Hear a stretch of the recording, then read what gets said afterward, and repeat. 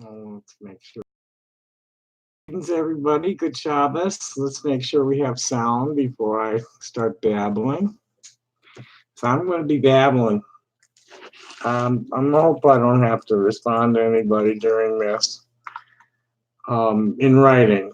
I don't want to give them that thrill of watching me click, clack, and type. I've done plenty of typing in the last few days on this subject with really stupid people, misinformed people that believe all sorts of bullshit that their pastors and their 8th grade science teachers taught them 25 years ago. It's just over and over and over again. Same shit. 25 years ago. Same shit. Yay, we have sound. So talk to me, because otherwise I'm just going to be rambling about this and reading some of the stupid crap these people are saying. I'm not even sure where to start at this point. I've been cut off from Facebook today, so the only interaction I've had with people has been an email with close friends and in comments on news stories in various places. There's some stuff going on at Discuss with a Breitbart article that's just unbelievable, the depth of the stupidity that these people are expressing and the outrage at the idea that granting equality to LGBT people would somehow infringe upon their rights, and the only right that would really be infringed on is their right to discriminate against us. They can still hate us. I don't care. Just, get the fuck out of my life. That's all I'm asking. And really, they're not in it unless I let them. That shit doesn't happen here. It just doesn't. So anybody here want to have a question or anything? What happened in my Facebook? Sneasel stalks me and reports everything. And they shut them both down. My Discord's up. My Google is I'm always available at Google. And the Discord's up. Here's the Discord server.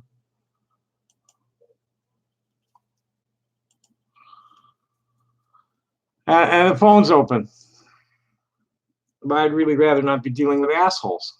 I got better things to do with my time than deal with stupid people. I'm sick and fucking tired of dealing with stupid people. There's so many really beautiful, creative, productive, constructive people out there that got, I'm here to educate and entertain people. That's all I'm doing on social networks.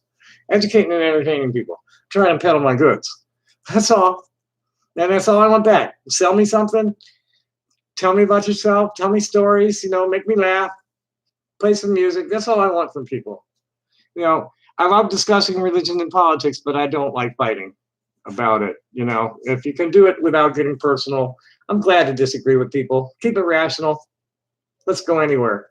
Start calling people names and laying out just totally false bullshit. I got no time for it. And the First Amendment doesn't apply in my space. Simple as that. You don't like my boundaries? Well, stay the fuck out of them. Easy enough, right? So let's see what's going on here. This is interesting. I should read this out loud because these people are really getting deeply stupid. And there's very few people who aren't. These people are stupid on both sides, with nobody really saying anything very intelligent. A few people. And this came from Yahoo. I'm not even sure how I landed on it. Let's call. Somebody posted it as a link in the Breitbart comments. That's what it was. Let's call religious freedom by its real name: poisonous anti-LGBTQ bigotry. Boy, that's got the right wingers really pissed off. We got conversations around this are mostly neutral. 4% happy, 60% neutral, and 36% angry. And that's important to notice too, because that's where it's at. Just across the board on this issue is nobody gives a fuck. Unless it's directly affecting them, and the only people it directly affects anymore are religious fanatics and mentally unstable queers. Everybody else is like, okay, cool, I don't care. Let's, you're cishet, cool. You're queer, cool. Are you a nice person or are you an asshole? Is all anybody should be caring about in this day and age. Your color, your religion, your sexual orientation, your gender expression, your finances, your mobility impairment or lack of any of that shit shouldn't matter. There are assholes and nice people in all demographics. And that's where, the only people that are really heavily invested anymore in the argument are religious fanatics and other kinds of extremists. A lot of the white nationalists aren't exactly like religious fanatics. They're white supremacists and kind of pagan. So, any more questions? Whoops. Where's there's that? No questions.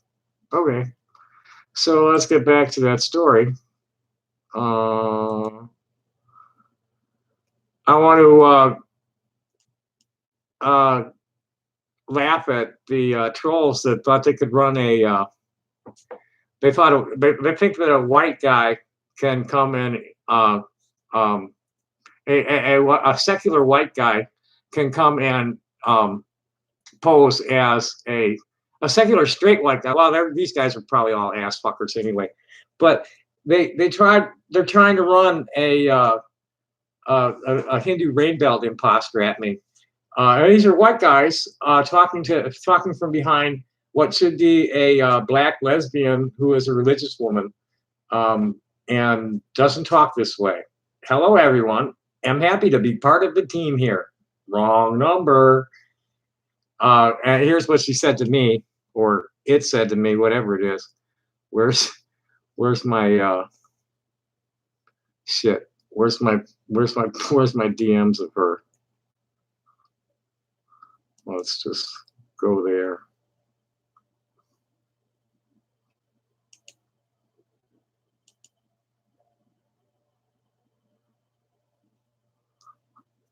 I don't know how to use this real well yet.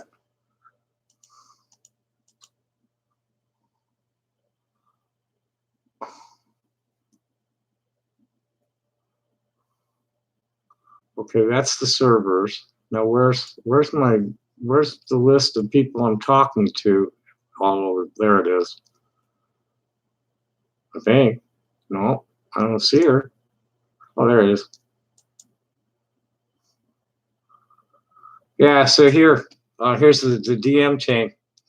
I asked her, is this really Aisha or an imposter? There are many trolls here. Please say something that would only be known to us. Absolutely, it's me, Aisha. That's not what she would say. And I'm not going to say what she would say because she hasn't come back to me yet on either spot. But that's not Aisha. She wouldn't talk to me that way. She's extremely humble and respectful toward me and would never address me that way.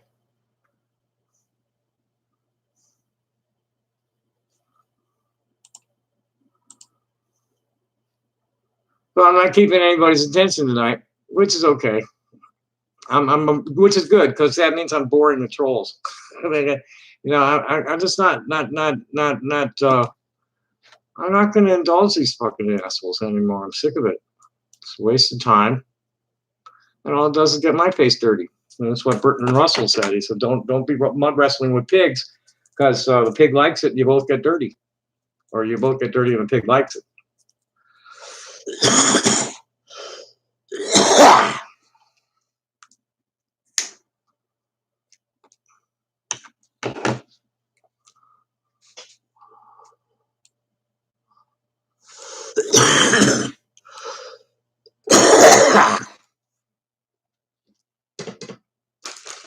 So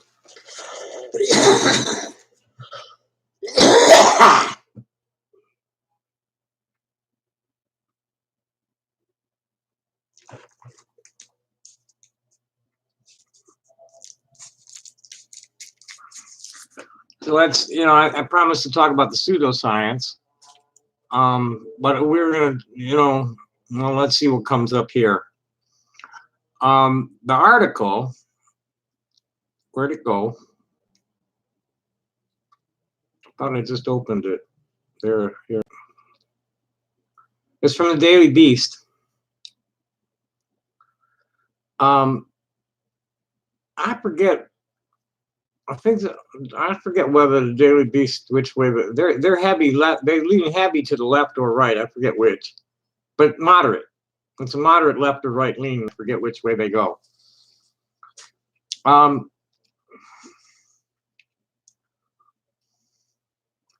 Let's call religious freedom by its real name: poisonous anti-LGBTQ bigotry. Religious zealots don't think LGBTQ people should be able to get married. They don't think they should be able to have, adopt, or foster children. And they really don't like the presence of laws enshrining the equality of LGBTQ people, or laws that afford them equal treatment when it comes to leading their lives as fellow American citizens, like becoming foster and adoptive parents, or presenting in a gender role that is contrary to the sex they were assigned at birth. Hence, on Friday, the explosion of another homophobic stun gun grenade by the anti-LGBTQ administration, which was immediately struck down. This got struck down quick. The Department of Health and Human Services announced that it was introducing new federal rules that meant faith-based groups could ignore any Obama-era non-discrimination regulations. Under the proposed new rules, the taxpayer-funded foster care and adoption agencies can cite religious beliefs as a reason to deny placement of children into homes of LGBTQ couples, simply on the basis of those couples being LGBTQ. Under the proposal, all the discrimination protections in HHS grant programs would be eliminated. As the Washington Post reported, this wouldn't just mean that faith-based groups can't finally discriminate against prospective LGBTQ parents, as they've long desired to do. It will also apply for other HHS grants around HIV and sexually transmitted disease prevention, other public health initiatives, health education, and pre-kindergarten programs. It is simply bigotry enshrined into law. Cruelty written into statute. Church and state are currently the very opposite of separate. They're dancing a delirious tango, with LGBTQ rights trampled underfoot. Religious freedom, religious liberty, and religious freedom are now the twinned rallying call for anyone wishing to decline service to LGBTQ people or diminish their rights and access to equality. And the Trump administration squarely supports it. Indeed, the president signed a religious liberty executive order in 2018. This is a new way of expressing anti-LGBTQ prejudice. Oh, where'd that go? I hate it when screen jumps. Without explicitly stating that you hate LGBTQ people or wish to deny them equality, you can say that you're upholding your religious liberty or freedom instead. It's a neat trick. You're the bully, out to attack or diminish an LGBTQ person, but you're playing the victim, unfairly put upon by having to treat the LGBTQ person equally and fairly.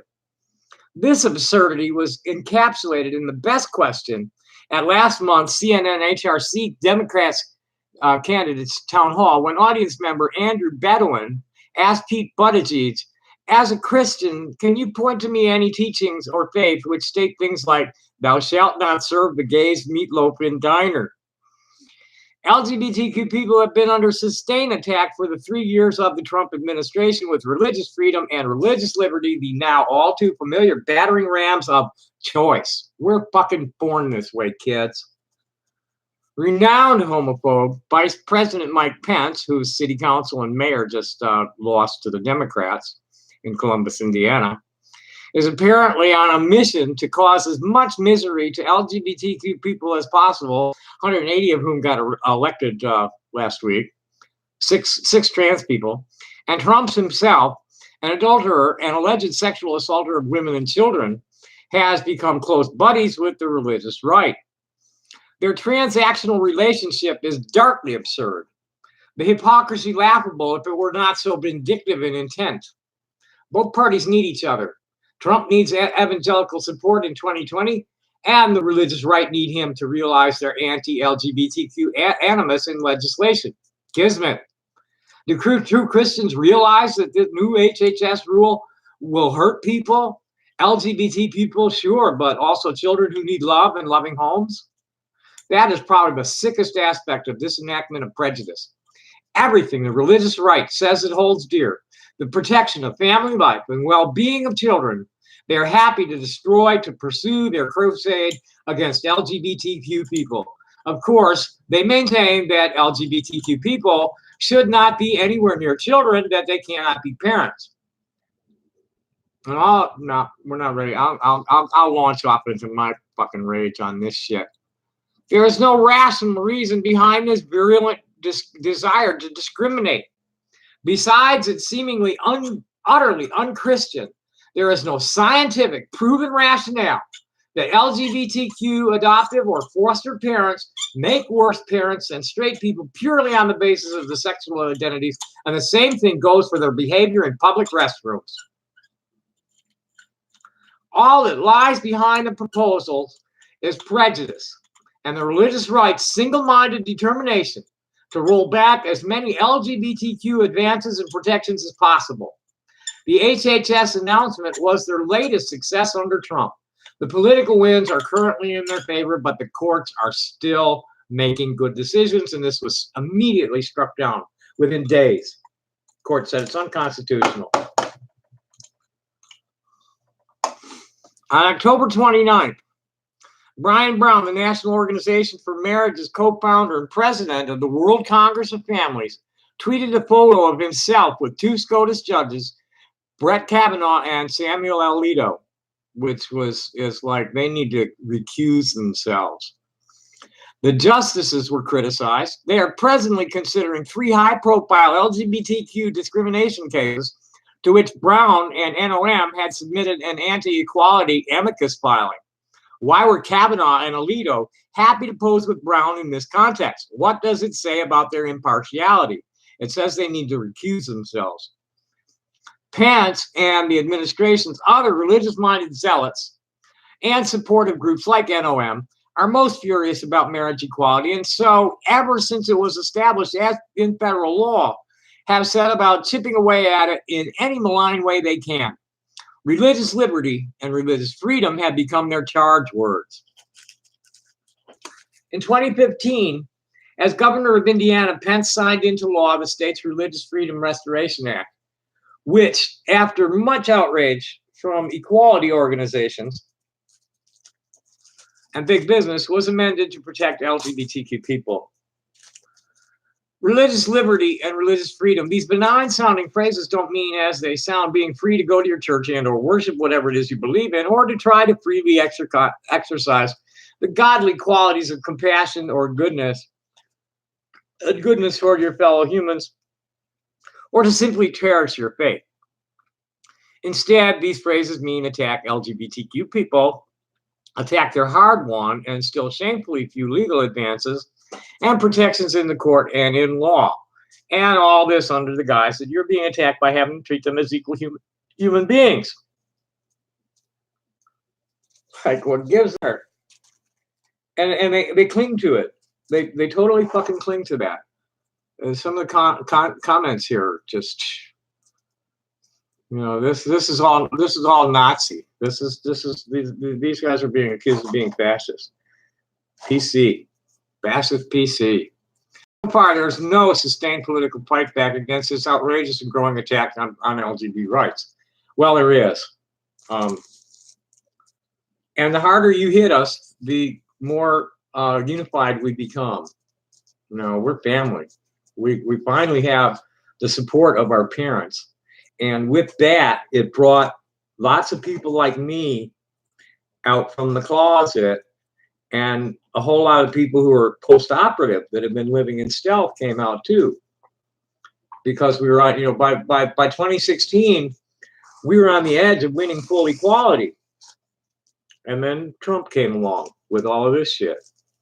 So you know, they came at us with everything they had, and all they've done is strengthen our organizations and given us more visibility. And the more visibility we get, the more acceptance we earn. And acceptance is much more powerful than tolerance, because these people are standing between us and you. So fuck you, you know, namaste, motherfuckers. Just back off already. Get out of our lives.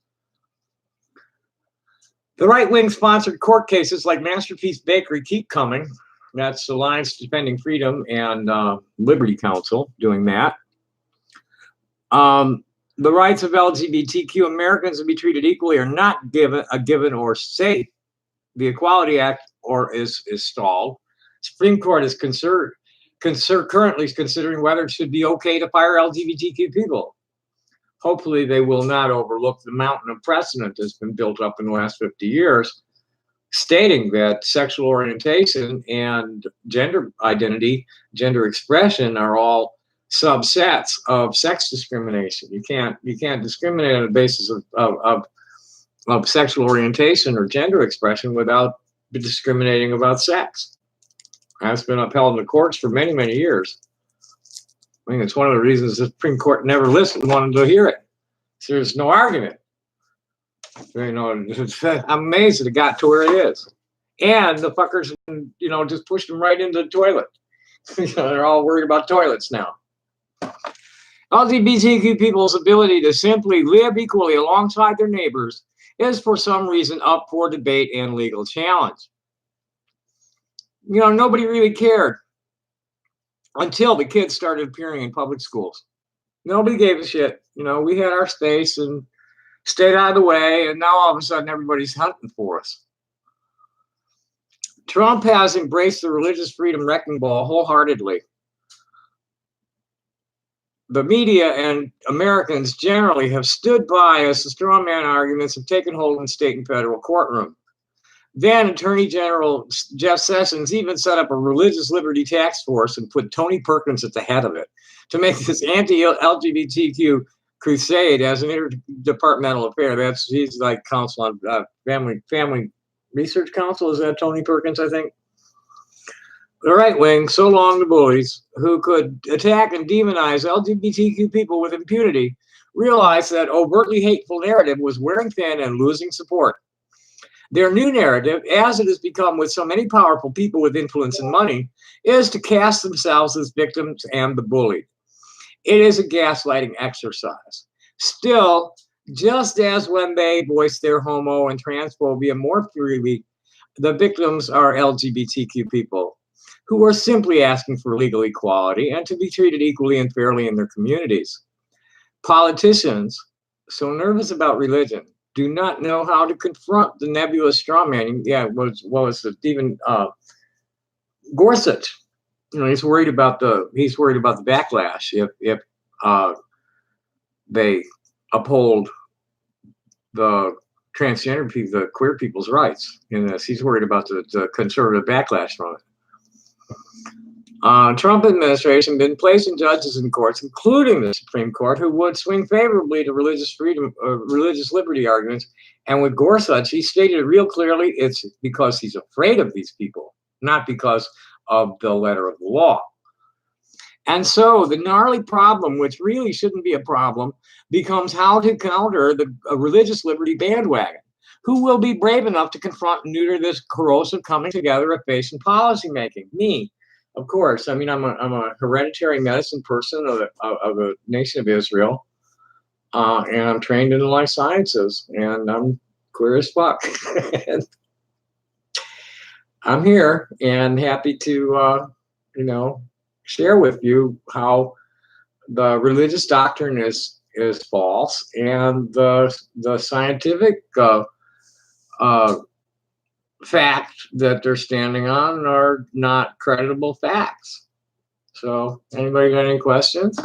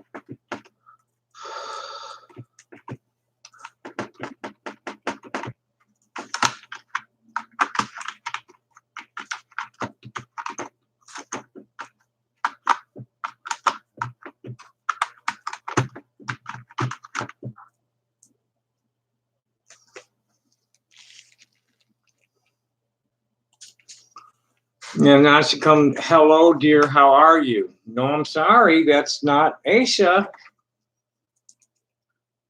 I scolded her right up front for calling me dear. And she doesn't call me sister either.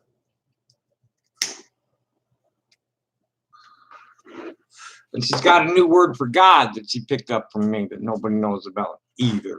So don't try and run a fake at me right now. Okay, where'd my stream go? That's right, it's on a separate window.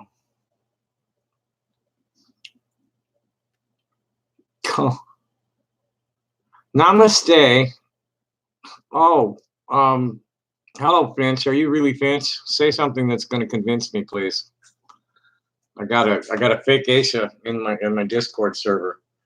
When I say namaste, that's Hindu. That's pretty much, what's the best way to say this? Is that the I and I recognizes and reveres the I and you that Hindu people say when they meet each other. I'm a trans feminine intersex person, MX, and I'm not cisgender heterosexual. And so like to me, before gays, it was straight or queer, and I'm queer. You know, and I really don't identify as gay because, you know, I'm a person with a penis, but I don't express as a male, but my penis wants to be used in a vagina rather than a pooper. So I'm queer. And I just like that. I'm trans feminine intersex person. I'm queer. You're straight, or you're another kind of queer. It works. It's easy. And sorry about your bad luck at KFC, man.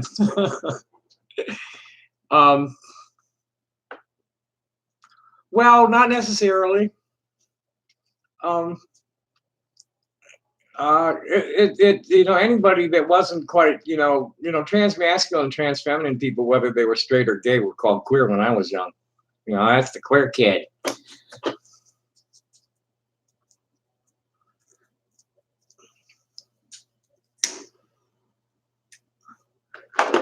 Then gay pride came along. Some of this shit is just really ridiculous. It's just really just outrageous. Let's finish this shit.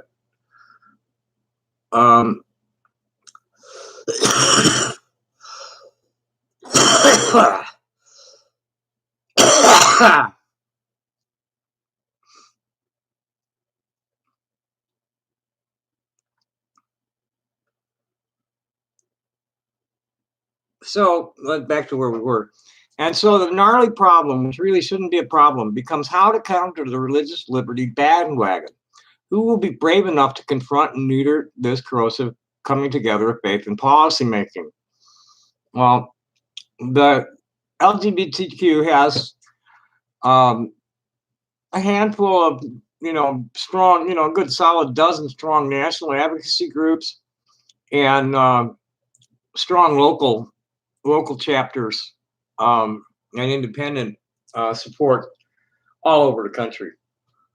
And the more they fuck with us, the stronger our solidarity becomes, with both between ourselves, where we're getting over the lateral hostility and relational bullying that plagues the community, realizing that they're turning us against ourselves when we have to all be standing strong together against them. One approach is to face it directly. When asked at the CNN HRC town hall, do you think religious institutions like colleges, churches, and charities should lose their tax-exempt status if they oppose same-sex marriage?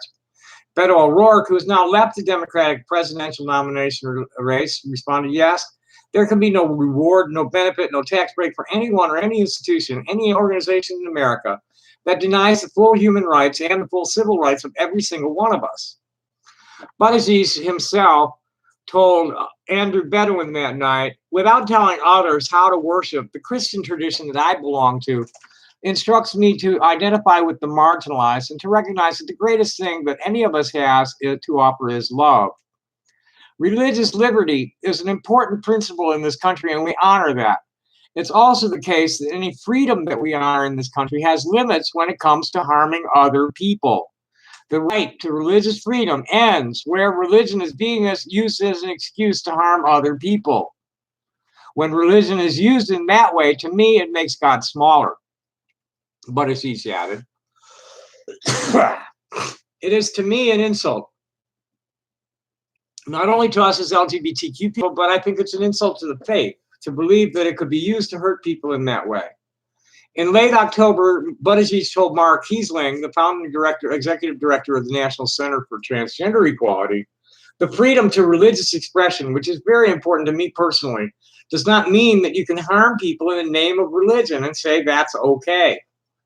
Buttigieg was speaking as part of NCTE's Transform the White House series of candidate interviews. He added, my message to fellow people of faith on this issue is to remember that when you have policies that try to invoke religion as a way to harm people or exclude people, that isn't just an insult to the separation of church and state.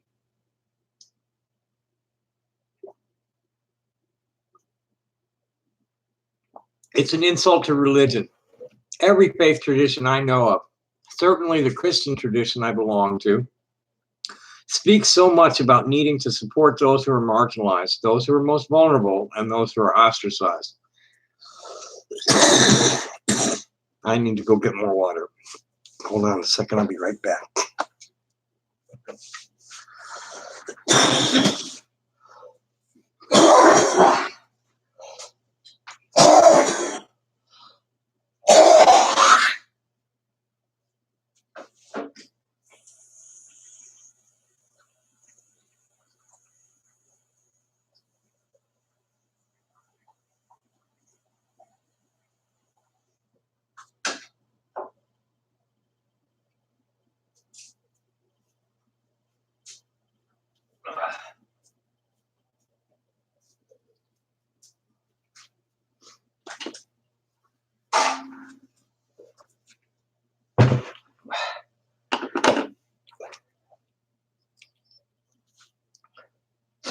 Okay.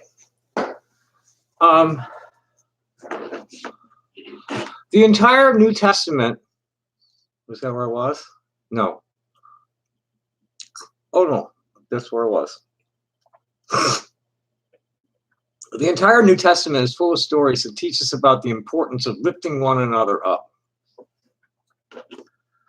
And what you see is, in my view, a very narrow, dim, and even backwards idea of what religion is about when people would use it as a pretext to exclude trans Americans or any Americans. These are heartening, powerful words, especially from a high-profile Christian gay man aspiring to the highest office in the land. They show the humane breadth of what faith can mean, but alas, they do not address the tougher question: what would a progressive president like Buttigieg actually do to protect LGBTQ people, add rights from these relentless religious freedom attacks? To journalist Adam Rand on Sunday, Buttigieg appeared to go further, raising the possibility of enforcing anti-discrimination expectations even on private organizations. And I think that bar goes even higher when we're talking about anybody seeking federal funds, for sure. You know, if you're claiming tax exemption on the one side and want to discriminate on the other, fuck you and your tax exemption. That is an evolution, but how? And it will be cold comfort to all those LGBTQ people negatively impacted by the HHS attack on their ability to be loving parents or to access healthcare services, and to those affected by whatever new attacks in the guise of religious freedom and religious liberty are to come. Well, that's the big one right now, is there are 3 states, Kentucky, Georgia, and Texas, where they're considering making affirmative gender care for prepubescent children illegal, felony in some cases, to provide any kind of care. And that could come down to even so much as requesting a pronoun change at school, or letting a kid wear their hair long or short, depending on whether they're boy or girl. It's real fucked up thought, boy. You know, and that's the pseudoscience that they're standing on, because they believe that these children are being administered drugs and given surgery when they're not. The only thing that is happening with children who are not into stage 2, Tanner stage 2 puberty, is that they're being allowed to make their own decisions about how long to wear their hair, what kind of clothes they want to wear, what they want to play with, what they want to be called. That's all. And if these children are persistent in insisting that they are the gender opposite their sex, and they're consistent in their expression of it, then and only then are they allowed to have the puberty blockers so that they can continue for a few more years to explore this self-identity that they say they have, that's contrary to, you know, popular opinion about what you should be if you have a certain kind of sex organ. That's all that's happening. And these people are believing that these things are being administered to children. Surgeries are not performed on children, on minors. Very few, very, very few. And nobody younger than 16. You know, there are a lot of different, it's different case to case. The Drew Cronin, the director of the pediatric gender care program at El Rio Community Health Center here in town, was talking about how, you know, I'd asked him about the minimum age for administering cross-sex hormones. And what they do now is, on a case-by-case basis, it's, you know, it's according to the child's actual development, physical and emotional development, when they start the hormones. And one of the big determining factors in deciding when to start the hormones is that they want to keep the kids' own puberty progressing at a similar rate as their classmates. So the hormones, you know, I think, you know, 10 or 11 is about as young as they'll start the blockers, and it's totally based on the child's physical development, physical and emotional development. You know, if they're getting to the point where they're starting to go into puberty, that's a big freak out for somebody with really serious gender dysphoria that's going to need medical intervention. Big time freak out. And it's a life-saving thing that these people are trying to prevent from happening. Current clinical studies are proving incontrovertibly that the children are thriving. They're testing out superior to their classmates when they're allowed to be, and then that's all that's happening, is they're just being allowed to be themselves. So, any more questions?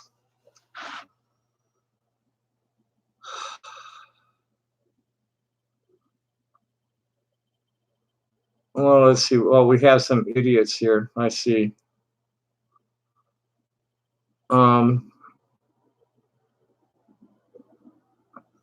You did hear a Chicago accent because I am from Chicago, yes.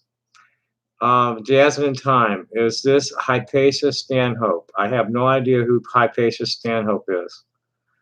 What the fuck are you watching? Wow. What the fuck you're watching, if you're still here, dear, is a semi-famous unknown Jewish transgender hippie from Chicago who's been kind of outspoken about a lot of things. And tonight I'm going off about pseudoscience threatening transgender people. Okay, Peter, whoa. I've been watching you for a long time, and I have to ask, if you think the world stands to end in the next few years, then why do you bother with arguing about things you can't stop the divine plan? I don't think it's going to end in the next few years. It ain't over until it's over. I'm claiming that I have a direct line, and I'm being instructed to fight for what I know is right until the last day. And it all goes to shit, or God comes home and sets everybody straight. These are my marching orders. I was one of the last students of Louis Binstock, who was the charter vice president of the American Council on Judaism, partner of Elmer Berger's, and they were the voice of anti-Zionism in the Reformed American movement from Oh, see you later. Boy, who's this Jasmine Time? Let's just troll. Well, I don't spend all that much time arguing about Zionists, and I'm helping people. I help people all the time. That people are constantly hitting me up for something, that information or a connection to something. And I'm working with 135 Ugandan refugees right now. Let's see what else we got here. Smoke weed every day. That I do. That's what this is. Hi, Bob Dog. How are you? Wendy's, Luther, you're talking about KFC, case of the squirts. Wendy's is the only place I've ever gotten food poisoning. I ate at their, the time here, Ice Vogel is 10:37. But I ate at Wendy's salad bar in San Antonio one time. Oh boy, I was sick the whole weekend. And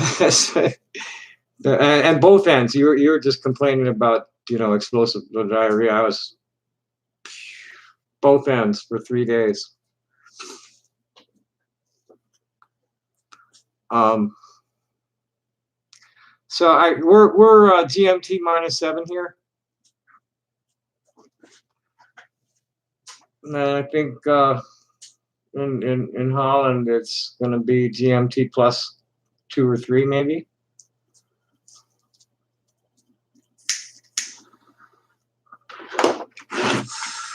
So there's this basic rejection of the validity of same-sex attracted people, and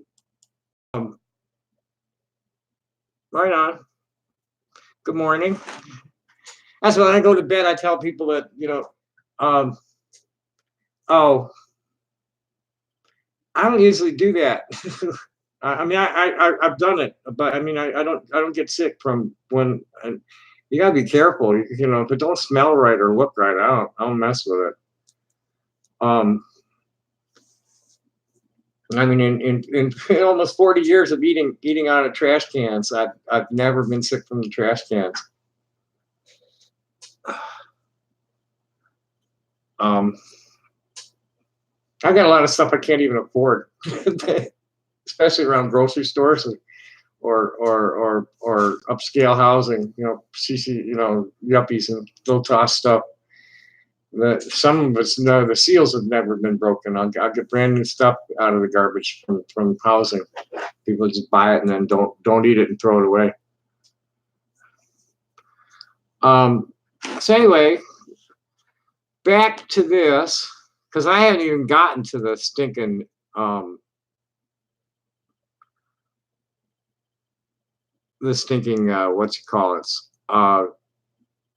comments.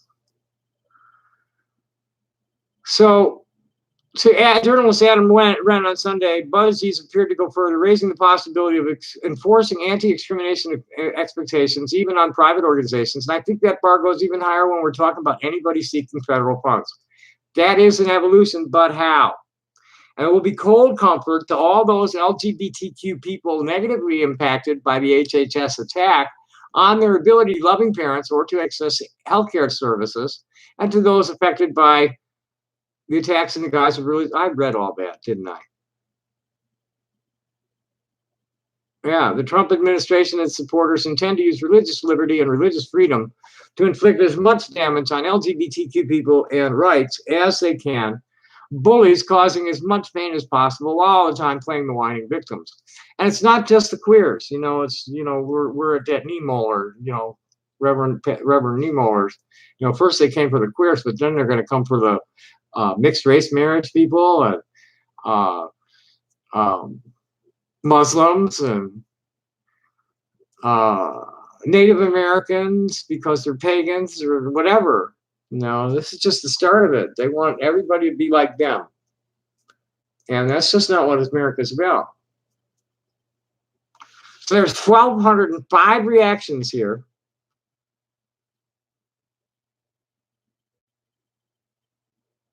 This was an interesting comment. Yeah, freedom of religion is great, right? I hope the Muslims take advantage of this and start really throwing their weight around, forcing everyone to follow to their religious laws because, freedom. Then you'll see how quickly the Christians reverse course and decide that maybe allowing religious bullying isn't such a great idea, which is really interesting because in the Islamic world, outside of Saudi Arabia and other isolated places where they're just into extreme shit, but mainly in Islam, classical Islam, respected the rights and practices of Jews and Christians that were actually following the book. They're real hard on heretics, but the Jews and Christians who followed the book thrived under Islamic rule. All the great medieval thinkers of the Jews, Aquinas was one, Caro, Moses Maimonides, Nachmanides, all of them were all lived under Islamic rule. It's just, the Christians don't respect anybody other than their own. And Christians have been slaughtering. Nobody seems to want to have the pagan ways, especially the ones with the blood sacrifice. That's kind of like been gone. The Jews quit that 2 millennia ago. So, that thousands. Yeah, that was what Jesus was about. That was Jesus come and say, okay, we got to quit killing stuff for God. Was basically what Jesus was saying. And the Jews quit, and the faithful Christians and Muslims also, recognized the sacrifice of Jesus. That was the ultimate sacrifice. That everything else is strictly on the heart to heart now, since Jesus did what he did. We don't have to go and kill pigeons in the temple and shit to get God's favor. We just have to do what Jesus told us to do. And then, the ones who do get various rewards. They quote all sorts of shit, but you never hear them talking about the Beatitudes. They quote all this fucking off the wall crap about when they're coming down on somebody, but they never talk about the Beatitudes. The stuff that Jesus wanted us to do. It's just they go off on all this Old Testament shit or stuff that Paul or somebody in the New Testament had said we weren't supposed to do. That they get all really that they really get all fervent about, really zealous about enforcing. But don't be pressing Christians about the shit they're supposed to be doing too much. Okay, anybody saying anything? Any questions, comments, curses, threats? Oh yeah, absolutely. Absolutely. The experience of the Jews in Europe compared to the Jews in North Africa and the Middle East, totally different. Jews were booted from everywhere in Europe, and they had thriving communities from fucking Gibraltar all the way to Islamabad. There were communities who were 1,000 years or more old that were disrupted by the Zionist takeover in Palestine in 1948. All that just flipped over when the Zionists claimed Palestine.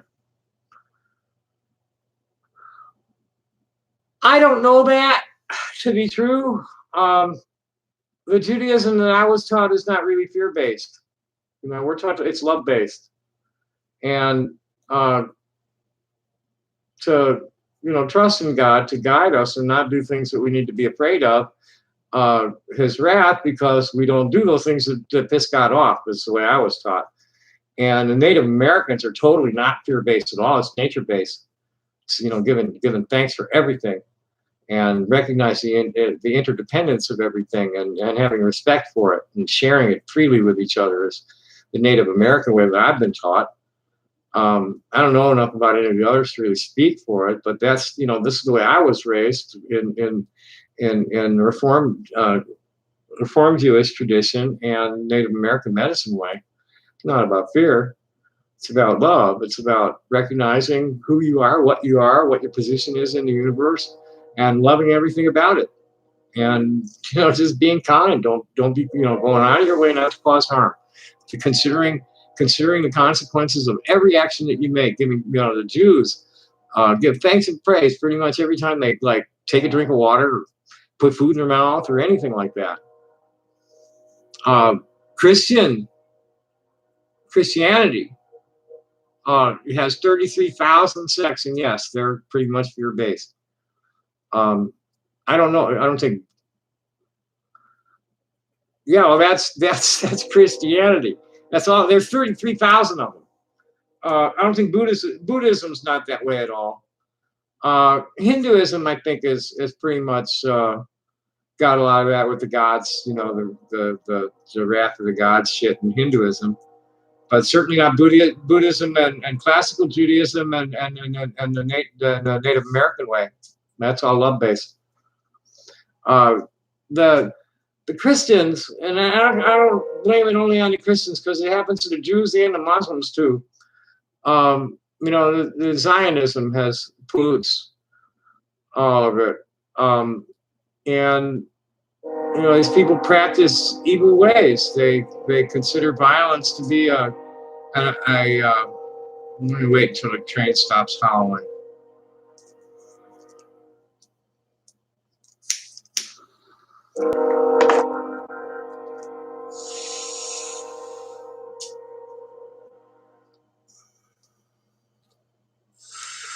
Oh, Dan, thanks for coming. I decided I didn't want to work tonight. I don't really need the money, and I'm not. My jaw's really been bothering me a lot lately. And I just felt like I haven't been streaming much, and oh, you do. It's not bad when you're not trying to sleep. It's a lot farther away than it used to be. I was like football field away from the tracks and my other places. It's just horrible in the train, because I could hear more than the whistle too. I could hear the wheels.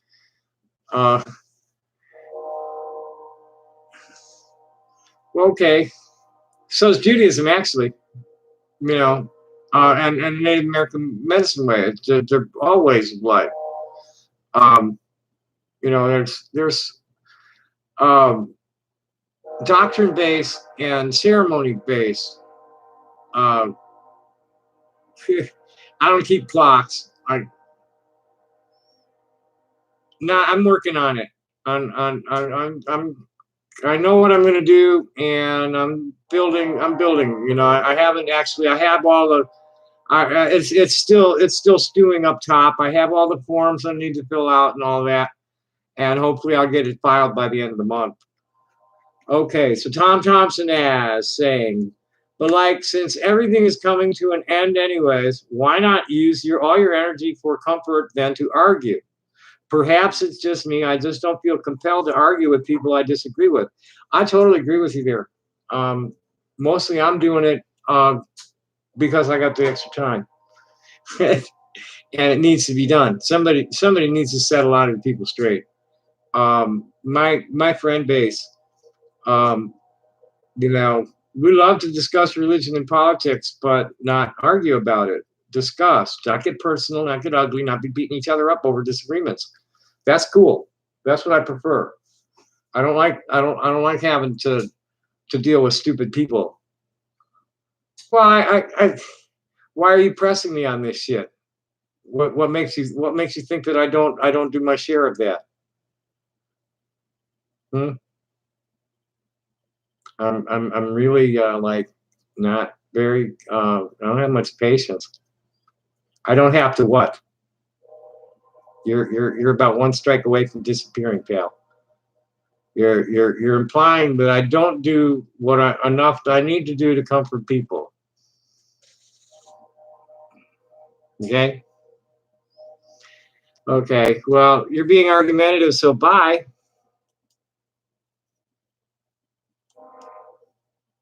That's how I deal with arguments that are useless.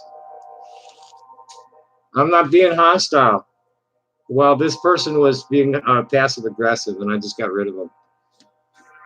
He was being passive aggressive. Thank you. I tried. You know, I'm a transgender Jewish hippie from Chicago with a life sciences degree that's never been able to use it.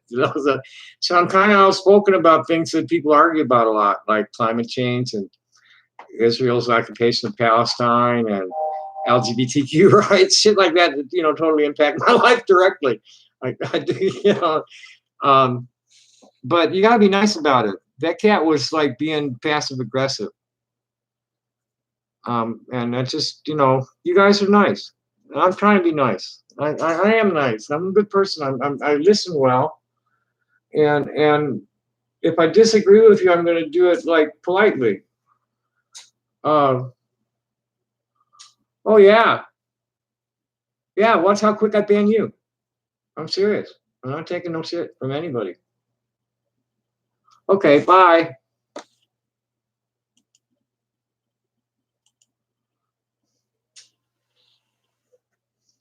Yeah. I'm not gonna let you people bait me. Thank you guys. I appreciate that. Oh gosh, thanks. I wish they would instead of talking about it like chicken shit anonymous keyboard commandos with no brains. Bye. Someone come and fucking kill me. Quit fucking begging for it.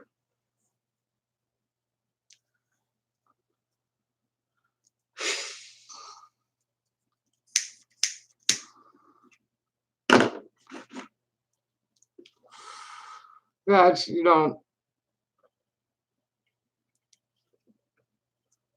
we're at crossroads for humanity. We have a choice, and it's always been this way.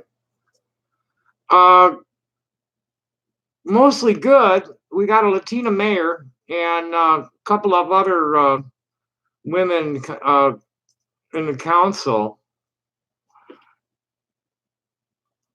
Whenever you have the nerve, motherfucker. Bye. As far as the sanctuary city was like really solidly defeated. Well, yeah, that's about it, Ice. And we just, social networks are wide open, and it allows you see them coming, and you have to maintain your focus with the people that are real and being cool, and just blow off the idiots, just without wasting much energy on them. A lot of these will come in here and their comment will be so foul that YouTube won't even show it. You guys don't even know that they were there. I'll just delete it.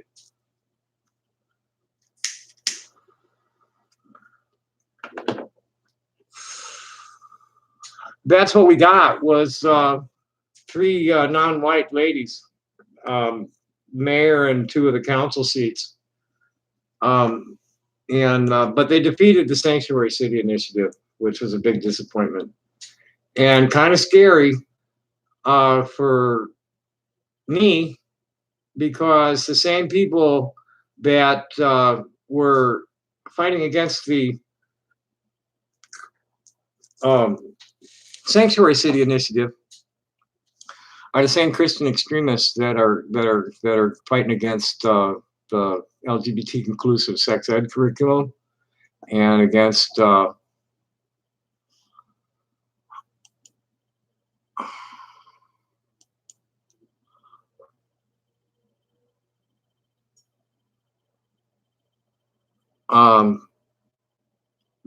yeah, right, Ice. I know that. I've always hid behind a beard and dirt most of my life. It was not safe for me to be what I am, and it was easier for me to be a sleazy hippie, hippie dude than a crazy hippie chick with a dick. It's only like 6 years. Oh yeah. I'm really hoping they'll be successful too, and that they'll take Pence down with them. They're all guilty as fuck, and it just keeps coming out. There was something talking about how they were considering a mass walkout at the White House. They're just going to walk. A bunch of them walk out together. So it's so bad. No, I'll never understand what happened. That how they could possibly even nominate a man like that, in all seriousness, to run for president. I just will never understand. It was, I haven't really read this out loud.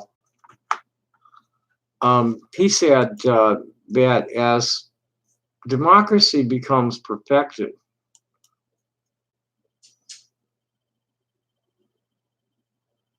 the office of the president represents more and more closely the inner soul of the people. On some great and glorious day, the plain folks of the land will reach their heart's desire at last, and the White House will be occupied by a downright fool and a complete narcissistic moron. And this was in 1920 from H.L. Mencken, who was like the publisher of the Baltimore Sun or a columnist for him or something like that. Here's another one that he said that's like real, he saw this shit coming. When a candidate for public office faces the voters, he does not face the men of sense. He faces a mob of men whose chief distinguishing mark is the fact that they are quite incapable of weighing ideas or even comprehending any save the most elemental. Men whose whole thinking is done in terms of emotion, and whose dominant emotion is dread of what they cannot understand. So confronted, the candidate must either bark with the pack or be lost. All the odds are on the man who is intrinsically the most devious and mediocre, the man who can most adeptly disperse the notion that his mind is a virtual vacuum. And that's Trump's genius. He's a grifter. He's conned people out of billions of dollars in his career. All these building projects that he does, he's just all he is the front man. Everybody else does the work. All he does is raise the money, and he's fucked off a lot of money in his time. He's run up our deficit by $1 trillion almost already in the first 3 years of his term. Belly up with 6 corporations. He's been sued hundreds of times for screwing contractors. The main reason he doesn't want to show his tax returns is that they will reveal payments of many millions of dollars that were made to children who accused him of rape as settlements of lawsuits. How can we have a serious the guy cheated on they talk about Christians are talking about family values, and how queer families are going to destroy their families, that they don't same-sex couples don't make fit parents, and they're abusing their children by encouraging them to be transgender, all this other happy shit that really isn't at all true. And here you have a serial child molester, married 3 times, cheated on his 3rd wife while he was running for president with a hooker he paid off $130,000 to keep her quiet about it. And they're going to talk morality to me. Call me stupid. Because I don't believe they're bullshit. I swear, this planet fell through a wormhole. And we're in the comic book dimension now. Yeah, see, pay no attention to the trolls. They're just idiots that are out to discredit me. And, they're... Yeah...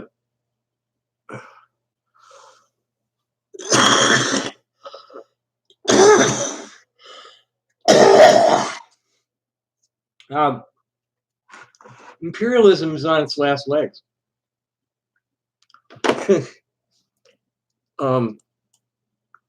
Imperialism is totally on its last legs worldwide because the environment is going to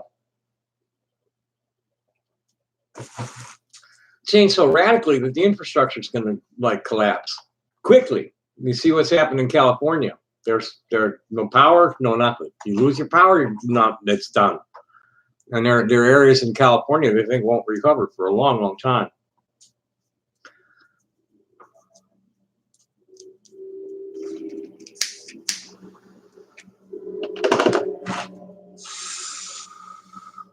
So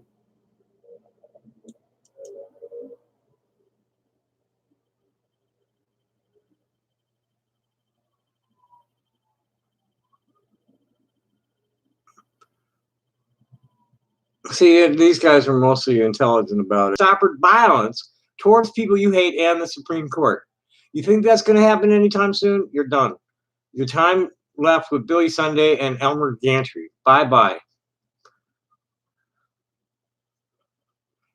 And the question was asked, how much do Christians love Muslims? And that was my first noise in there. They've been in a state of perpetual war since they first made contact nearly 1,500 years ago. And Hollywood's been demonizing Arabs since silent movie days.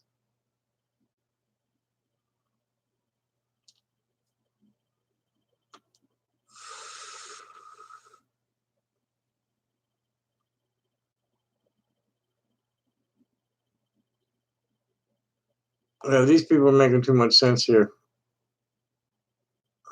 Here's the and this is pretty, I was saying earlier how most people don't care. They're indifferent to this issue. Most people are completely indifferent to this issue. It's something that's personal and private with themselves, and they don't give a fuck about anybody else's sexuality or gender expression. And then you have fools. And then you have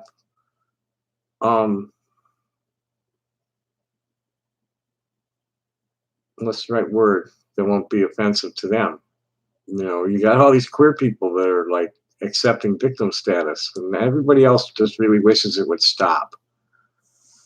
I do respect your right to delude yourself with any religious text you may choose, but it only applies to you. Don't approve of being gay, then don't you be gay. But you have no right over my being gay, which is an innate and incontrovertible fact. You may choose not to associate with me or not, yet you cannot ask me to license you as a member of the public to do business and then refuse mine because you don't approve of who I am. That's true. This is the way it is. And this is what they're getting all indignant about. It's like being forced to accept us as a customer, just like anybody else. It's like, no, you got to tolerate us as a customer. You don't have to accept us, but if you're going to do business with the public, you got to do business with the whole public, not just the public that meets your approval. At least as far as religious standards go. I mean, like if I'm not, my hygiene, you can tell people that just stay out. You can keep people out of a food service establishment if they're not wearing shoes. That's cool. Shit like that. If someone's misbehaving, you can toss them. That shit's cool. But you can't stop someone from coming in just because they're black or Jewish or queer. I mean, it's just the way America is really set up to work. Sorry about your butt hurt.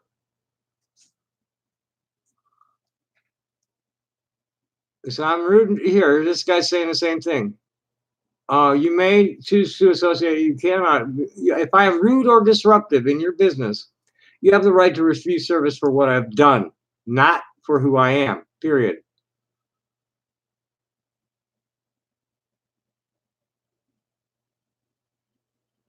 What's this one?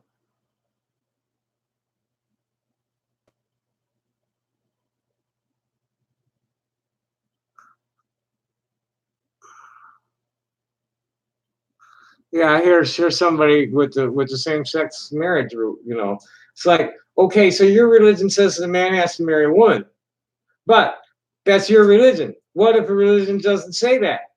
And a woman wants to marry a woman, a man wants to marry a man. Your religion in America can't interfere with those people's right to follow their hearts rather than obey the religion. And you can't force them to obey your religion if they don't. And you can't get the state to do that either. You got to get the church if they're members of your religion. So, just like these people are getting obsessive over things that have absolutely no impact on their life, positive or negative. They're imposing themselves onto others, thinking of, yeah, exactly, Ice.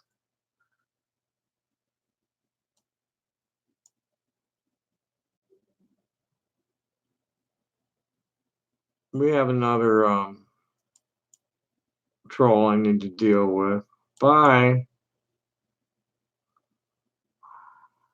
I haven't posted on Kiwi Park. Pay just zero attention to the trolls, please. Exactly, Ice. You know, and always have been. We're taught to celebrate diversity. We're taught to embrace otherness with love and acceptance rather than recoil from it in fear and loathing.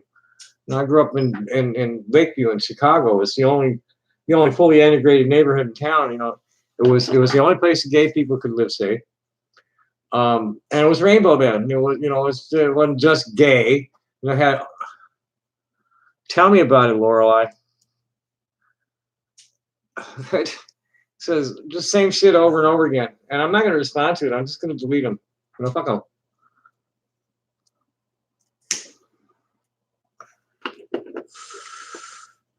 You know, but it's it's all about we're all created.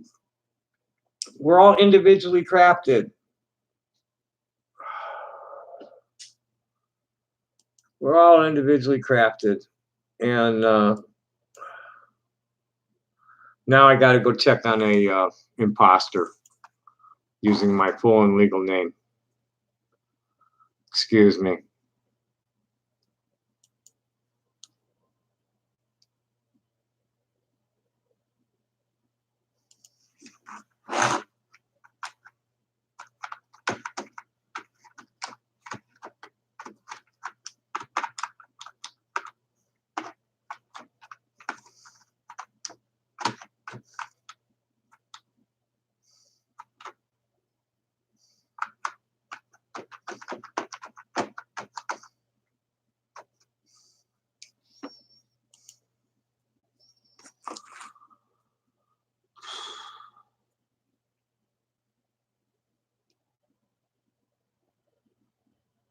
Well, it doesn't seem to have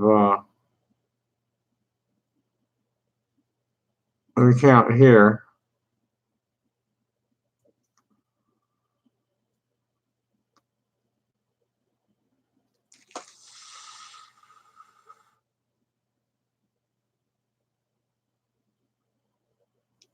Huh.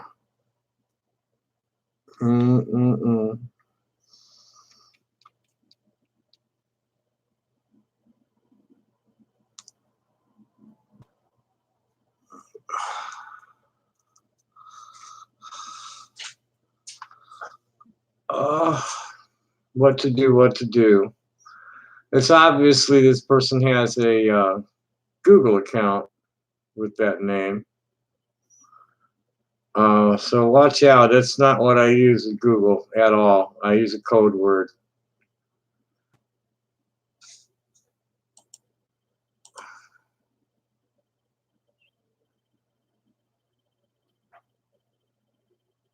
I'm back now.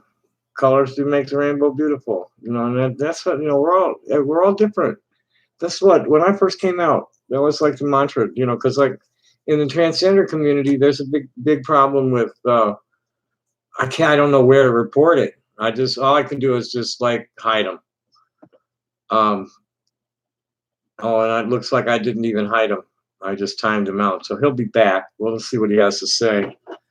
I grew up in Lakeview at 533 Roscoe Street. My birth certificate reads 512 Berry, which is the heart of Lakeview Township in Chicago. He's saying, now you're rich North Side neighborhood. No, that's not. I was in the neighborhood was part of Lakeview. I was in between Belmont and Addison and Broadway and Lakeshore Drive, and the neighborhood was over by Clark and Diversey to the southwest of me, and the Wrigley Field was to the northwest of me, and the lake was my front yard, and that's where I grew up. And it was the only integrated neighborhood in Chicago. It was the only place that mixed race couples could live. And most of them were Jewish women with black men. And their kids were in Sunday school with us. It was, there was all the Latin people were able to live together in our neighborhood. The Puerto Ricans and the Cubans and the Mexicans and the Central Americans all were in the neighborhood. And the same thing with the Asians. We had Pan-Asian population in the neighborhood.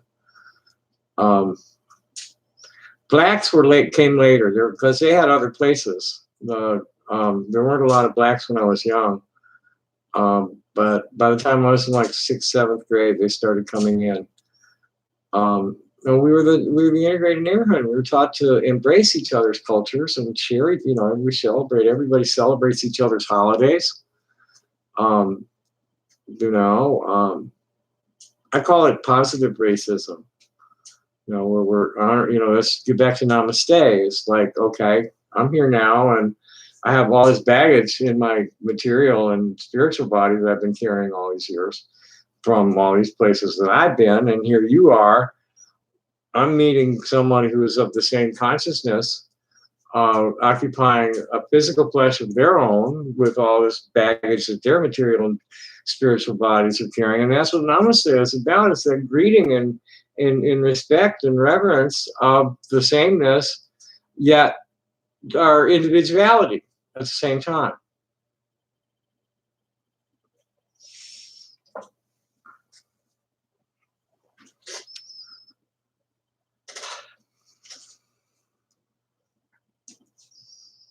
I'm here.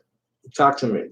You guys are talking, and trolls seem to be around. I don't feel like going. Looking at it, I've been looking at just such awful shit. And Ice, I guess this is the first time you've been here. You see what's over my shoulder there? Oh, it's too late for that. Right, exactly. But we're all individuals. We're all individually crafted.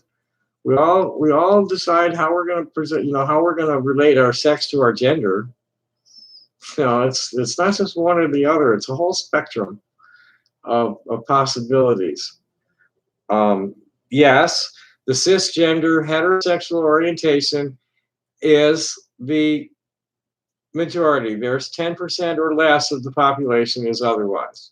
We recognize that and revere it, And then this is where that's where the maniacs are getting stupid, is that we're not. Well, yeah, there's militant, pushy trans rights activists, queer rights activists that are like really obnoxious, and yeah, but don't blame all of us for those people. All we're asking is to be able to live our lives as we are without interference, for being what we are. If you don't like us, don't look.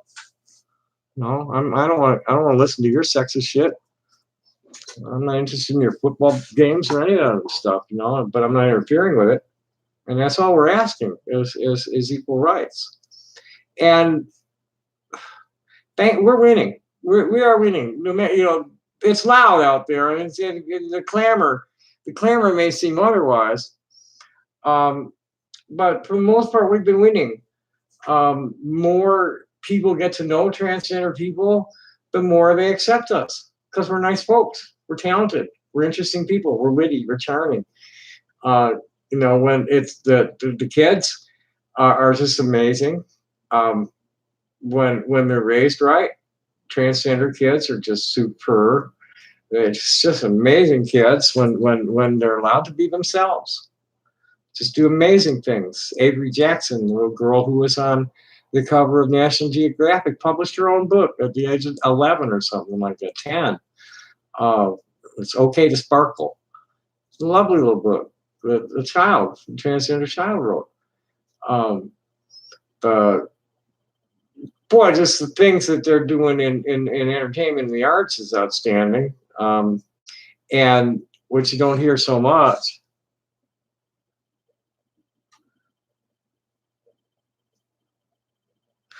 I've never heard that one, but yeah, the one I go by, when somebody starts talking to me about normal, I go to Aldous Huxley, who stated in The Brave New World Revisited, which was like a rehash of his view on everything that happened since 1932 and 1958.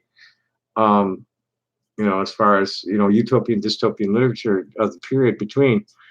What he said was, the real hopeless victims of mental illness are to be found among those who appear to be the most normal. Many of them are normal because they are so well adjusted to our mode of existence, because their human voice has been silenced so early in their lives that they do not even struggle or suffer or develop symptoms as the neurotic does. They're normal not in what may be called the absolute sense of the word. They're normal only in relation to a profoundly abnormal society. Their perfect adjustment to that abnormal society is a measure of their mental sickness. These millions of abnormally normal people living without fuss in a society to which, if they were fully human beings, they ought not to be adjusted. Okay.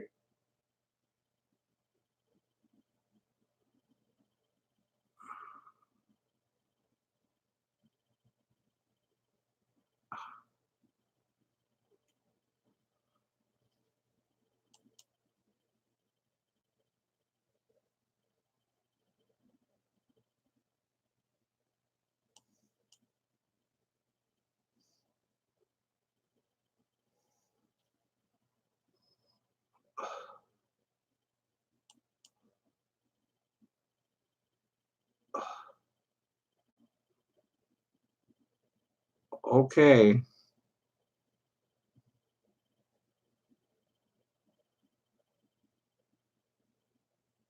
Okay, I guess it is Aisha in there.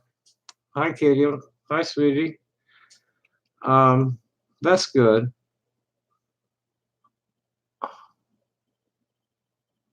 Okay. So Hindu Rainbelt is with us right now. Um,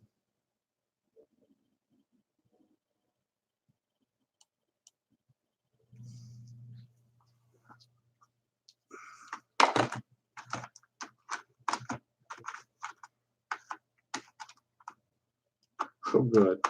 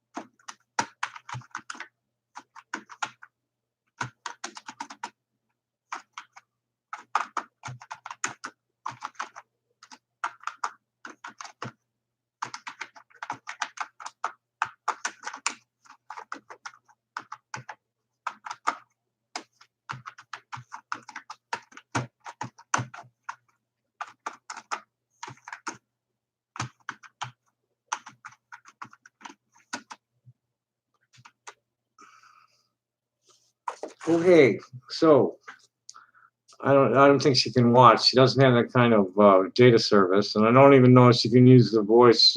She's barely got enough bandwidth to where she is. She's in like the desert. Um, uh, it's in a desert, Kukuma, Kenya.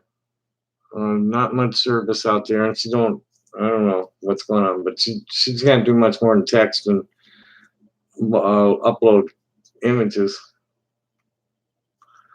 Um,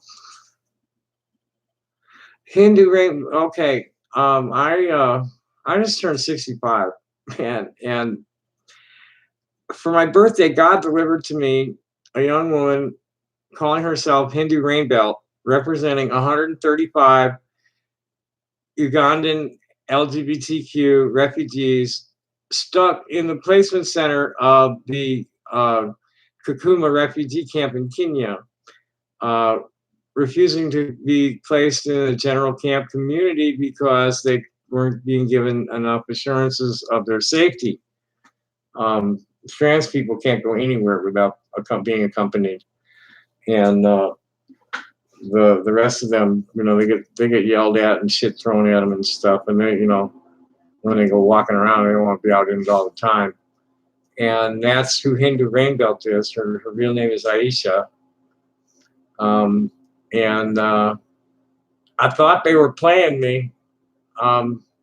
Just the way she came out was, you know, she's been very humble with me, and always like she, I really I don't take too much verbal affection well.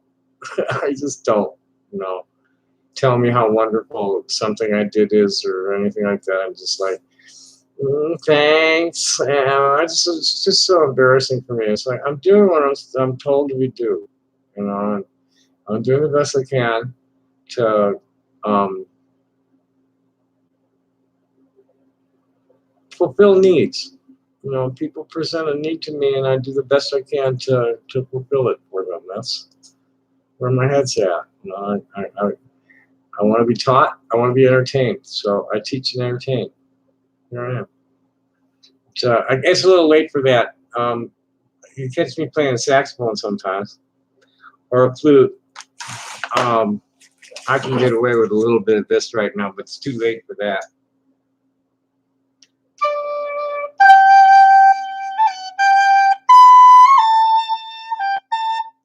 I sort of got to break out the holiday songs.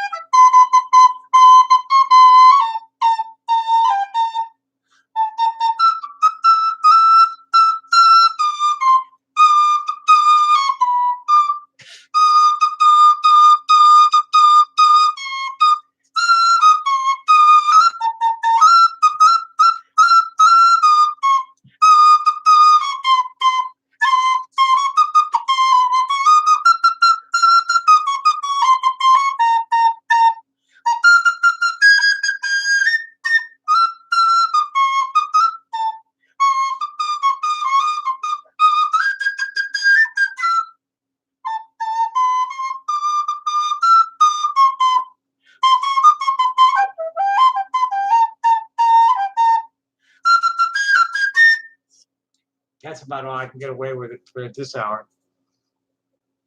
I do green sleeves. That I got to pick that up and.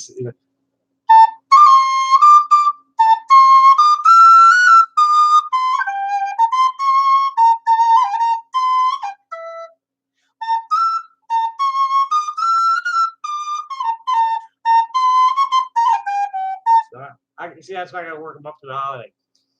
I do a little bit of that too.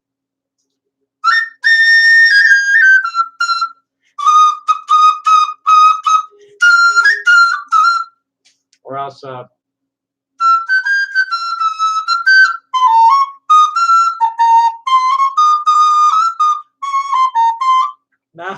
not even there right now.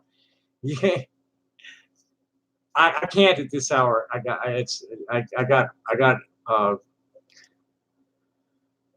young neighbor that side and uh, elderly infirm neighbor above me. So I got to keep it cool at this hour. Catch me earlier and I'll blow out the horn too.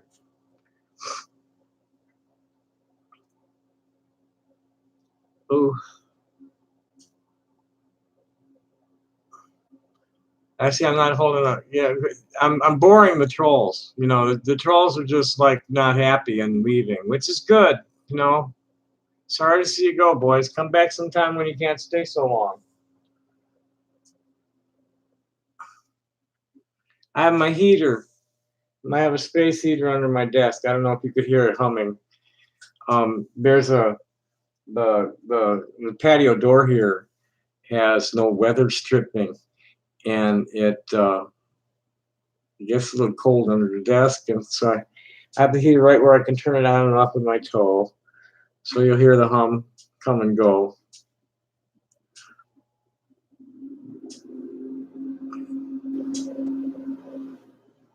I also have a keyboard here. That's kind of off the camera at the moment. See if I can get something. I can play that any hour if I keep it turned down.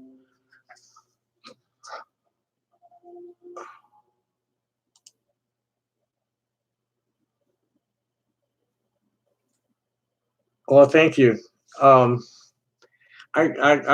been I haven't been playing it near as long as the saxophone. I didn't start playing the flute until the 80s when my horns started getting stolen because they were easy to turn into cocaine. And the flutes are easier to replace. It's only $20 for this thing. This is really nice too. I brand new Horner educator. I really love this because you see that white in there. It's a plastic liner which really helps keep the airway clean and helps me clean it too. The wood gets shitty easier, and it gives it a nice tone. But I got a keyboard here. Let's see if I can find these. Get you a little something on the keyboard tonight. I can play that any hour if I keep it down low enough.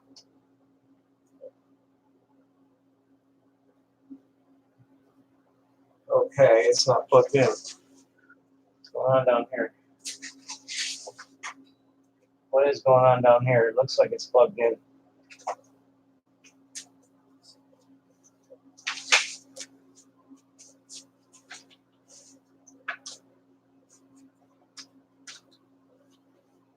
There we go.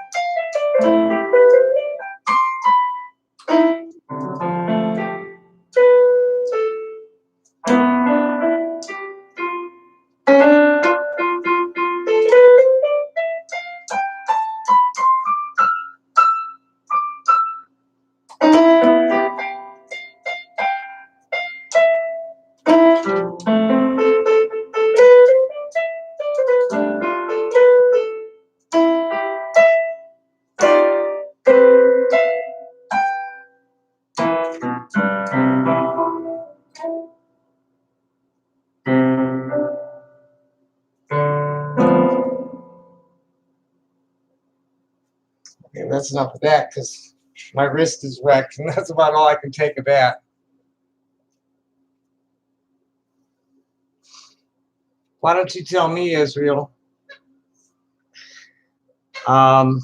Beware of this character. This is a very evil man. Speak your piece, Israel. Zero tolerance for you and yours. Let you know that right now. You're welcome to call.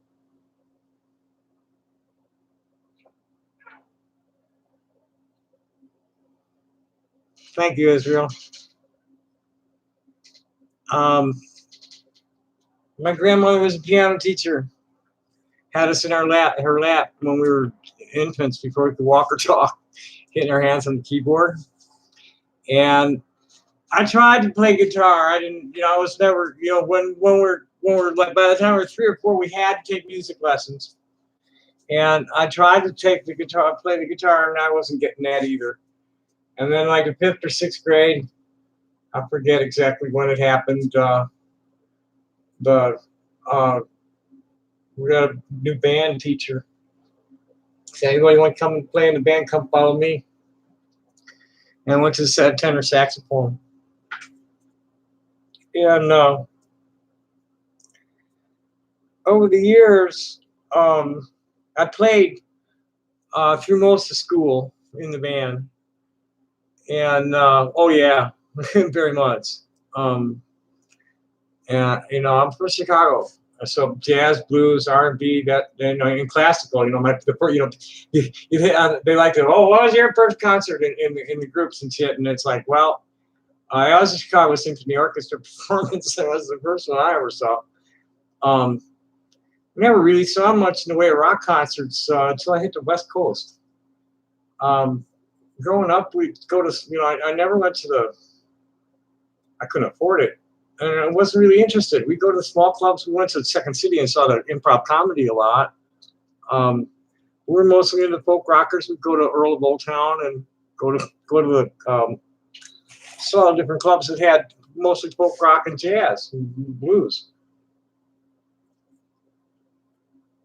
The main venue for the rock and rollers, I don't recall ever going there, was Electric Playground. They all played there, like Jimi Hendrix and the rest of them. Oh, well, thank you. That's cool. Thank you. She's excellent. I didn't know she played the piano.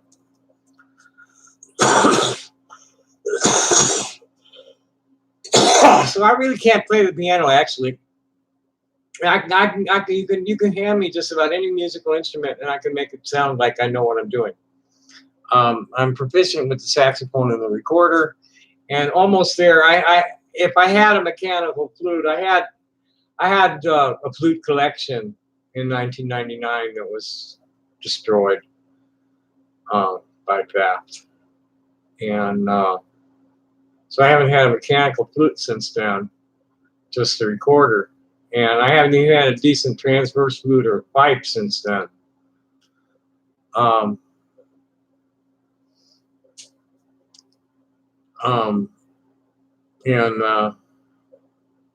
Gosh, but just the recorder. And I of all the instruments, I'm probably the recorder is the one I play the best. Saxophone impresses people more than anybody else, but of all of them, I'm better on the sax than the piano or guitar. You hand me a really well-tuned guitar, and I can make it like my hands will just start dancing on it. And I don't like playing like the smaller brass because the embouchure is so different from the saxophone embouchure. But I'm okay with like the bigger ones, like the baritone and the trombone and stuff like that. I can't hardly play a drum anymore. I used to be really good with a djembe or a doumbek, but my wrist is trashed.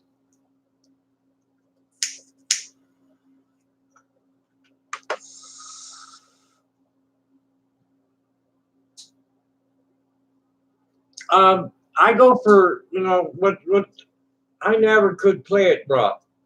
I just never could get the hang of that shrieking or real fast runs. For real fast 16-bar runs. 16th note runs for 16 bars. I never could do that, and I always worked on my intonation and articulation and phrasing. And I get a lot of compliments for it. It's mine. That's my sound. And yeah, see, I can't really, I can almost do that. But I go for the, I go for crisp and sweet is what I'm looking for in my sax tone. Really nice edge. You heard how, articulation and a nice edge to the tone is what I like, or real sweet. And I don't go for that like real rough, and I don't go for that running off of the mouth stuff either. Oh yeah? What was that? I didn't know where the phone is. The phone just dinged at me. And that was like an unusual. That's like a something like I should attend to kind of ding. Where the fuck is it? Hmm. Where'd it go? Hello? Hello phone. Oh, it's in my pocket? No. Yes, it was in my pocket.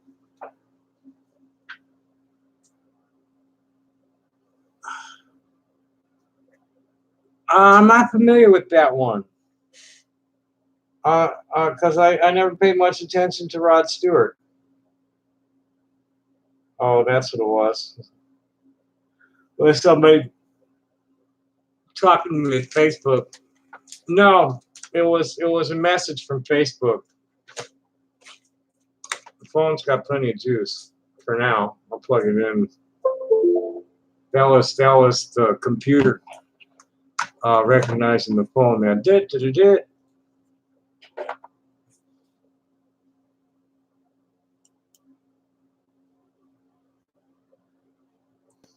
Yeah, this is my space here.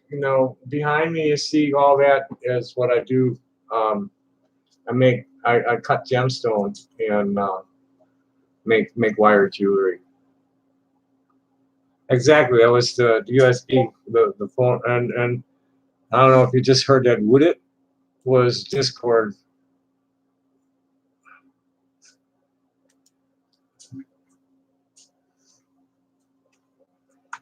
I'm good.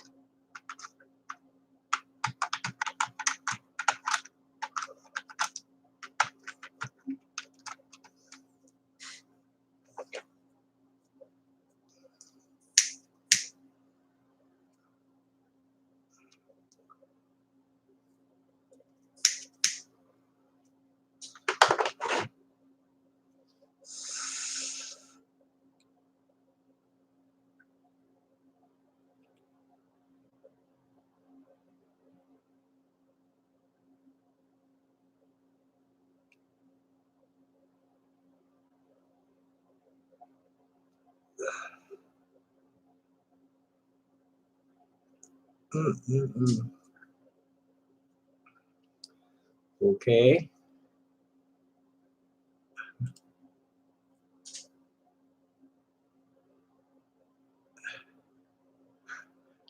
No, there's all kinds of what I'm sitting in front of is a business desktop. One of them low profile jobs by Hewlett Packard with a dish on the roof that goes straight into it, no router, right into it, and then it's its own hotspot for everything else, unless I want to tether the phone into the machine, and then you'll hear that beep, that do.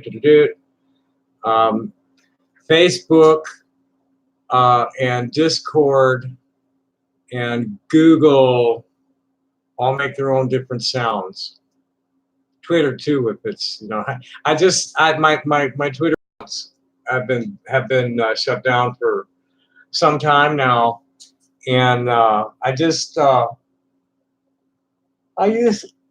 requested that they reinstate them, and I'm gonna see if they will or not.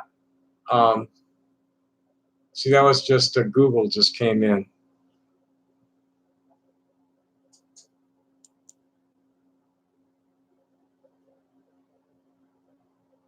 But what was it?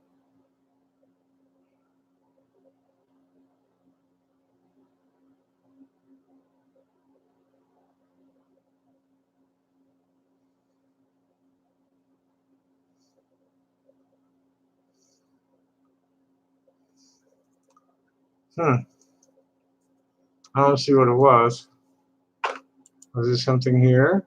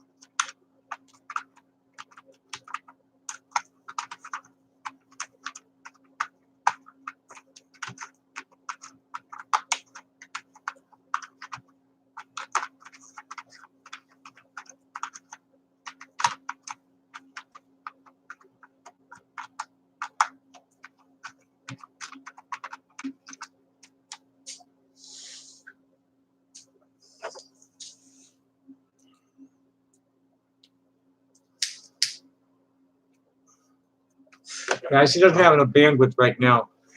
But she's not, she's got a data card of some kind that's, limited. So she I wanted to see if she'd come on live to talk, but she can't right now.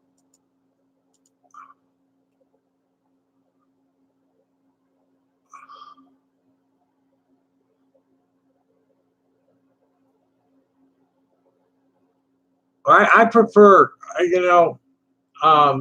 like Hangouts better because I'm not saying, man, because you guys don't know about it yet, so fuck you. A new imaginary friend.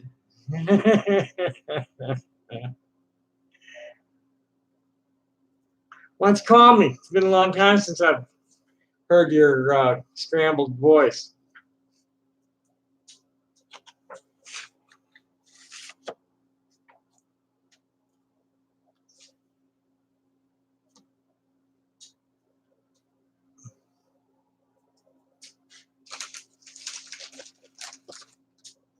Yeah, I better not.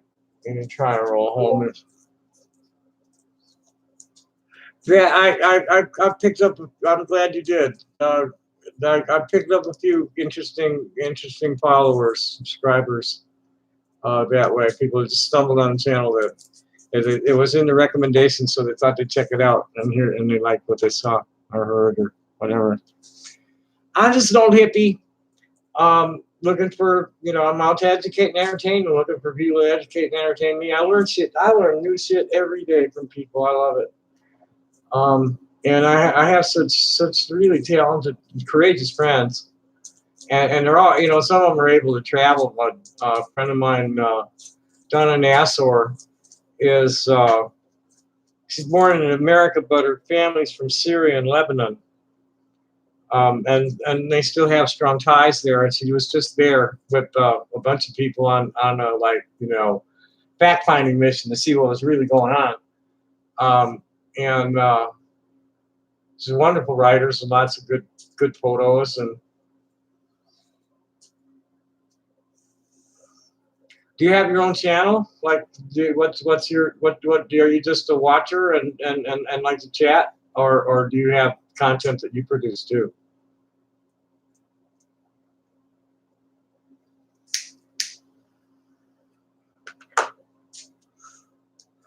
I traded in all the analog media for digital in 1999. Everything, my clock, my radio, newspapers, television. The television didn't totally get thrown out until 2004. And I really feel like, it's a lot more healthy for me, all things considered. I deal with like chronic depression and shit from CPTSD and PTSD and the acute gender dysphoria.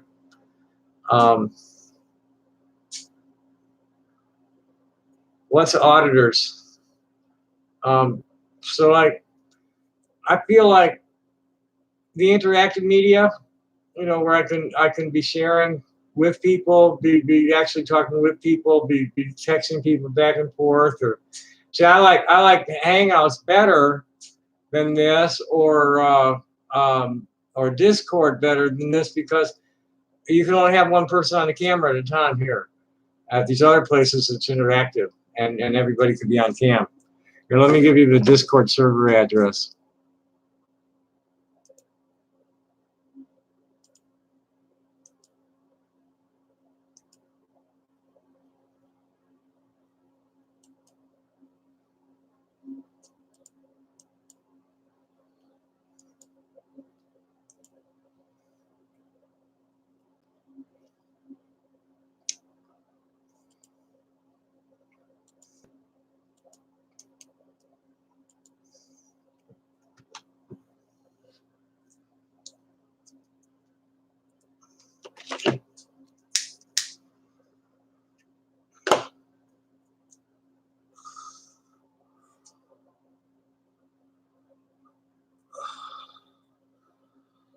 Well, yeah. My feeling on it is that this is cyber war zone, and anybody, in my experience, anybody who's making too much sense on either side of the bar, left or right, anybody who's making too much sense is targeted for harassment and censorship. They want the chaos. They want everybody at each other's throats. So the moderates in the center on either side are getting fucking totally destroyed by trolls. And then the conflict resolution, the community standards and shit. I'm not familiar with that guy. It's like, when it comes down to conflict resolution and community standards, the rulings always favor the more extreme position. Anybody taking a moderate position is getting fucked over. It doesn't matter if it's moderate conservative or moderate conservative liberal. Yeah, if you're making too much noise for the wrong people, for the right reasons, if you're making too much sense, they shut you down. Is really where it's at. They want us to hate each other. They want everybody to start fighting. They want us to all kill each other off. They want to reduce the population of the world to under 500 million. That's sick. And all we can really do is live life loving living and celebrate. Exactly. We have to like constantly remind ourselves not to treat somebody the way they're be treating us when we're being treated badly. We need to like come up with the loving solution or get the fuck away from them. And just gravitate to kindred spirit and keep it positive. It's all I know how to do. But I was denied access to everything I ever wanted, and this is what I've been channeled into doing. Is that I'm standing. My rabbi taught me to stand on what's true and enduring, and live my life as though to realize that I was the sense organs of the Creator on the planet, is watching everything through my eyes and speaking through my mouth and listening through my ears, feeling with my hands, and I just have to like really maintain my focus on living by the golden rule that I need to do to everything and everybody what I would want done to myself. I think I've been pretty good at it. I have a lot of wonderful friends. I really do. I'm really proud of my friends. Now, I don't know about my following. I don't know what's after me in my following, but I've aligned myself. I've connected to the right people that have clear vision, that have the strength and will to be involved and work for positive, constructive change.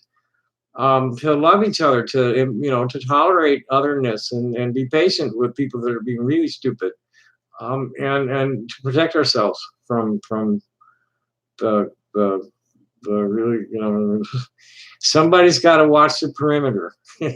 You get a party going and you're going to get haters wanting to get in. We do what we can. I'm a member of a dynamic community here in Tucson, and online that rainbow folk are, and I'm not talking about the rainbow family gathering hippies. That's, some of them are still cool, but that's all corrupt. I'm talking about rainbow people that embrace the omen of the rainbow, and that we're all God's children, and we're all supposed to live by the golden rule. And everybody's got their own individual expression, and we're supposed to love and respect everybody. Respect should be automatic. It's trust that needs to be earned. That's where, and it's working for me. It's working for me. I have absolutely no reason to go on in this world except for people that are giving me back what I want from what they've gotten from me. They're giving it back to me in kind. And no other reason.